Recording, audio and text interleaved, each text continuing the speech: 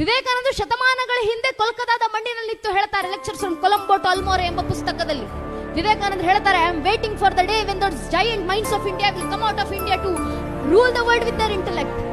ಭಾರತದ ದೈತ್ಯ ಮನಸ್ಸುಗಳು ಯಾವತ್ತು ಭಾರತದಿಂದ ಹೊರಗೆ ಬಂದು ಜಗತ್ತನ್ನು ಆಳ್ತಾವೆ ಅನ್ನೋದನ್ನ ನೋಡ್ಲಿಕ್ಕೆ ಕಾಯ್ತಾ ಕೂತಿದ್ದೀನಿ ನಾನು ಅಂತ ವಿವೇಕಾನಂದ ಹೇಳಿದ್ರು. ಆ ಮಾತು ಇವತ್ತು ಜೀವಂತ ಸಾಕ್ಷಿ ಆಗ್ತಿದೆ.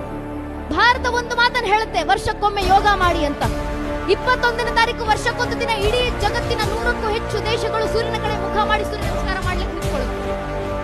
ನ್ಯೂಯಾರ್ಕ್ ಟೈಮ್ಸ್ ಅಂತ ಪತ್ರಿಕೆಗಳು, ಗ್ಲೋಬಲ್ ಟೈಮ್ಸ್ ಗಳು ದಾಖಲು ಮಾಡ್ತವೆ, ಹೆಡ್ಲೈನ್ಸ್ ಗಳನ್ನ ಬರೀತಾವೆ. Yoga which originated from the land of India today became a global phenomenon by being celebrated in more than 200 countries of the world ಅಂತ. ಜಗತ್ತಿನ 200ಕ್ಕೂ ಹೆಚ್ಚು ದೇಶಗಳಲ್ಲಿ ಆಚರಿಸಲ್ಪಡುವ ಮೂಲಕ ಭಾರತದಲ್ಲಿ ಹುಟ್ಟಿದಂತ ಯೋಗ ಇವತ್ತು ಜಗತ್ತಿನ ಬದಲಾಯಿಸುವಂತ ಗ್ಲೋಬಲ್ ಫಿನಾಮಿನ ಆಗಿದೆ ಅಂತ ವಿದೇಶದ ಪತ್ರಿಕೆಗಳು ದಾಖಲು ಮಾಡ್ತಾವೆ. ಭಾರತ ಒಂದು ಮಾತನ್ನು ಹೇಳುತ್ತೆ, ಭಗವದ್ಗೀತೆ ಓದ್ರಪ್ಪ ನಿಮ್ಮ ಜೀವನ ಉದ್ಧಾರ ಆಗುತ್ತೆ ಅಂತ.